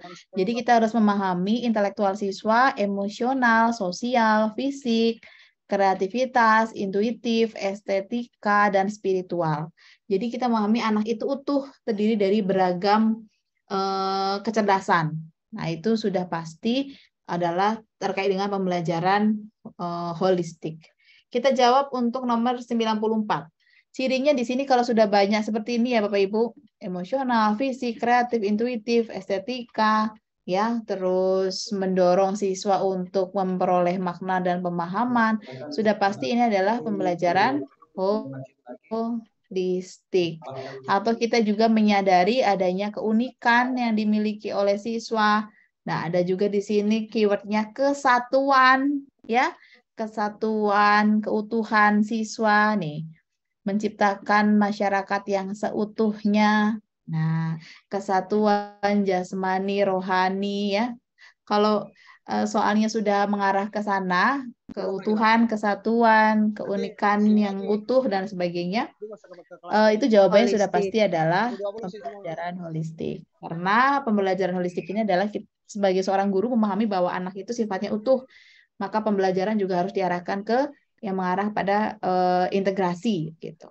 Nah, selanjutnya selain holistik ada juga nanti di soal nomor 95 itu adalah pembelajaran kontekstual dan futuristik. Nah, apa bedanya Bapak Ibu? Kalau kontekstual itu yang dipelajari siswa adalah dunia nyata. Apa sih dunia nyata? Dunia nyata itu artinya dunia hari ini, Bu. Ya, dunia ini. Dunia nyata itu yang sekarang. Yang ada di sekeliling siswa. Ada di nyata, ada di lingkungan anak. Lingkungan sekitar. Yang bisa dilihat, bisa dirasakan. Betul, jadi ada bedanya. Misalnya kita mempelajari tentang tadi misal tumbuhan, maka agar siswa mendapatkan pembelajaran yang kontekstual, maka harus dihubungkan dengan pengalamannya di dunia nyata dalam sehari-hari. Bisa dihubungkan dengan lingkungan keluarga, masyarakat, alam sekitar, atau mungkin dunia kerja, dan lain sebagainya. Nah, jadi kalau berhubungannya sudah diarahkan ke pembelajaran konteksnya konteks dunia kehidupan sehari-hari anak, itu pasti kontekstual. Apa bedanya dengan futuristik? Futuristik itu dari kata future. Masa Future itu apa? depan. Masa depan, ya betul sekali. Jadi kita sudah paham bahwa paradigma abad 21, masa depan itu sudah berbasis teknologi. Maka besok kalau Bapak Ibu menemui soal yang hubungannya ada misal jaringan internet, pembelajaran berbasis e-learning, automatic learning, blended learning, hybrid learning, Android, smartphone, itu sudah pasti merupakan pembelajaran futuristik.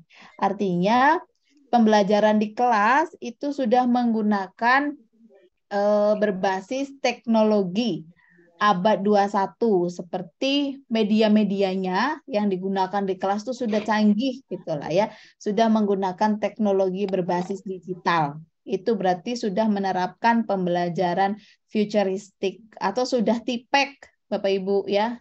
Kalau TIPEK itu sebagai perwujudan pembelajaran futuristik atau pembelajaran berorientasi masa depan. Kalau hybrid Kita learning, coba. Bu. Ya? Mohon Ya betul. kalau hybrid learning. Nah, betul. Hybrid learning ini, Pak. Nah, hybrid learning. Berarti adanya di futuristik ya, Bu, hybrid learning. Ya, automatic learning, e-learning, pembelajaran berbasis Android, atau bisa kita tambahkan micro learning. Nah, micro learning ini hampir sama Bapak Ibu. Micro learning itu pembelajaran di mana Bapak Ibu menyajikan secara singkat tapi menggunakan media. Jadi misalnya Bapak Ibu membuat konten YouTube, ya ada di sini yang pembelajarannya direkam menggunakan konten YouTube. Konten YouTube itu kan hanya misal 10 menit. Tapi 10 menit itu untuk menjelaskan satu topik misalnya. Itu namanya micro learning. Oke, karena menggunakan ada medianya yaitu video. Oke, kita coba kerjakan soalnya Bapak Ibu. Di sini mana yang termasuk, mana yang kontekstual dan mana yang futuristik? Futuristik. 1, 3, 7. Oke, kita arahkan ke futuristik dulu ya. Berarti yang futuristik berarti yang berbasis digital ya Bapak Ibu.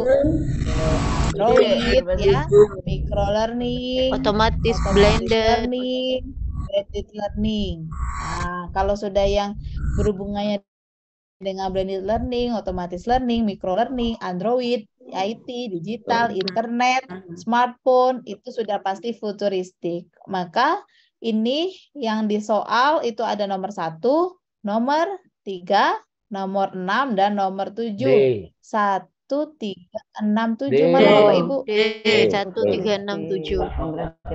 Oke, selanjutnya kita kembali ke sini.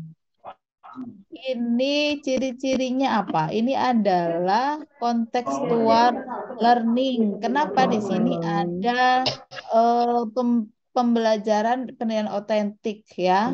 Kemudian siswa pembelajaran diatur sendiri. Harusnya ini Bapak Ibu soal ini sebenarnya agak rancu ya.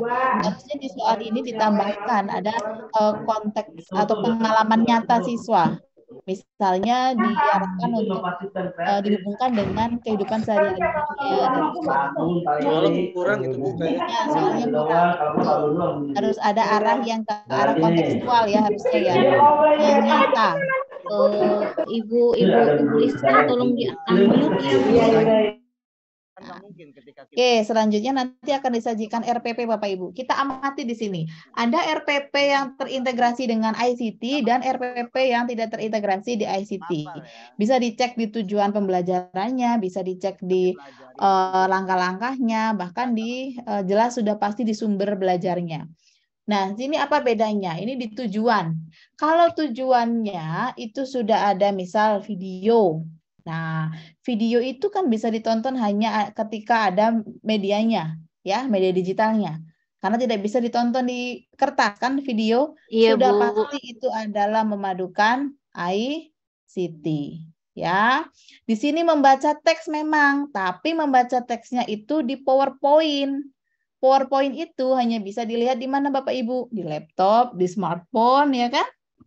di LCD proyektor, misalnya gurunya yang menyajikan PowerPoint, tapi di LCD di proyektor. Nah, itu sudah termasuk terintegrasi dengan ICT.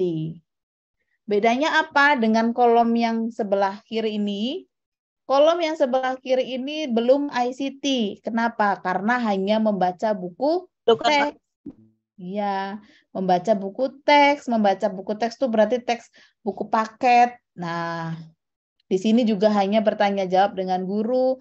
Berarti bertanya jawabnya langsung lagi di kelas. Berarti belum memadukan ICT. Kemudian bisa juga Bapak Ibu nanti lihat misalnya dipaparkan di langkah-langkah pembelajarannya. Di langkah-langkah pembelajarannya dilihat. Apakah ada medianya? Oh ada, di sini ada PowerPoint. Oh iya, kemarin kata Bu Diska, kalau PowerPoint itu kan disajikannya hanya di LCD, proyektor, dan lain sebagainya. Ini ada media PowerPoint. Nah, berarti dia sudah terintegrasi dengan ICT ketika ada LCD dan proyektor. Beda dengan yang sebelah kiri. Yang sebelah kiri itu hanya ada apa? Papan tulis, buku ya. Di sini juga hanya papan tulis. Nah, ini berarti belum mengintegrasikan dengan ICT. Kemudian kita lihat di sumber belajarnya Bapak Ibu. Di sumber belajar di sini ada LCD laptop, ya, apalagi ada Google Form. Google Form, WhatsApp itu kan hanya bisa diakses melalui handphone, ya, melalui smartphone. Nah, sudah pasti ini mengintegrasikan ICT. Nah, kita coba sekarang ke soalnya Bapak Ibu. Di sini langsung ke pertanyaannya. Mana yang memanfaatkan teknologi abad 21? Berarti yang menggunakan teknologi digital.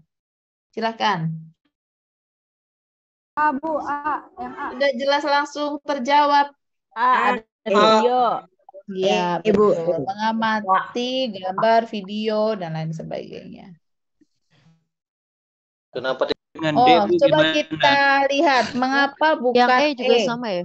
Nah, D dan E juga. D sama.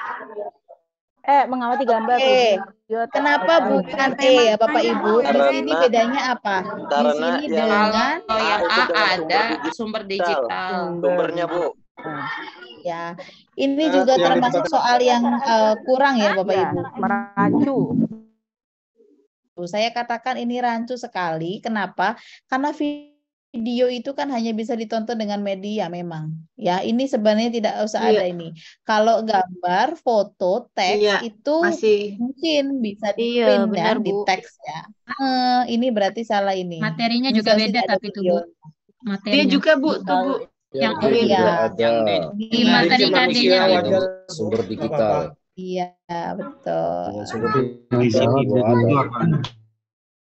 Ya, oke, artinya Bapak Ibu paham ya semua. Kalau sudah bisa mengkritisi soal luar biasa ya, berarti bisa paham bedanya seperti mana. Oke, selanjutnya ini tentang pendekatan saintifik. Pendekatan saintifik Bapak Ibu, urutannya kalau di kurikulum 2013 ada mengamati, menanya, mengumpulkan data, mengasosiasi, dan mengkomunikasikan.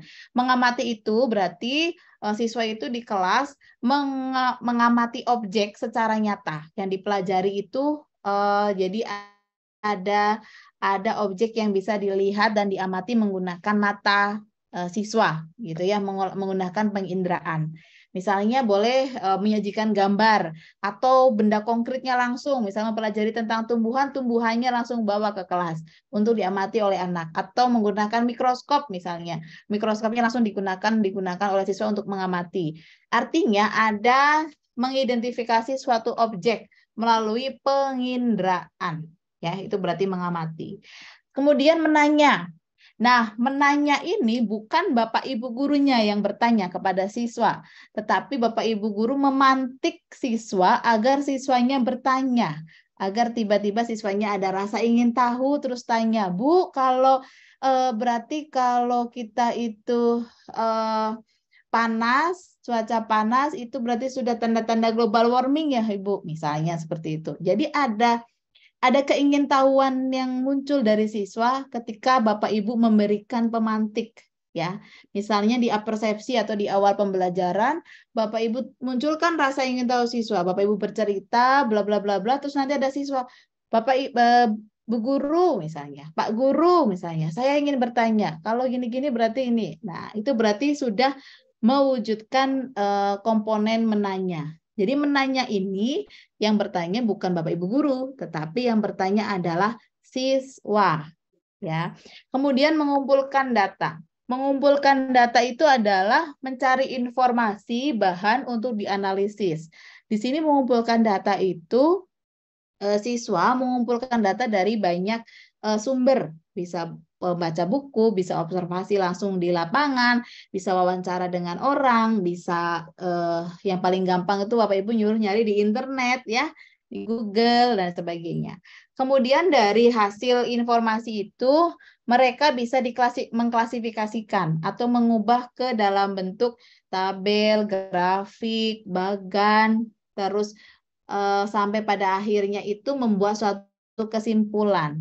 Nah, membuat kesimpulan itu Bapak Ibu termasuk di tahap mengasosiasi atau menalar di pembelajaran saintifik ya. Kemudian kalau mengkomunikasikan ini adalah mempresentasikan langsung di depan kelas gitu. Nah, ini contohnya Bapak Ibu langkah-langkah pembelajaran. Di sini ada mengamati ya, ada mencoba, mengamatian, ada menganalisis, ada menyimpulkan. Sudah pasti ini adalah pendekatan saintifik. Nah, ada khusus Bapak Ibu di nomor 99 di kisi-kisinya ya, itu arahnya adalah untuk penalaran siswa ya. Jadi ini untuk Bapak Ibu nanti mencari tahu mana kegiatan pembelajaran yang mengarah ke penalaran atau mengasosiasi. Oh, Bapak Ibu sepertinya sudah selesai ya waktu saya. Halo, Pak.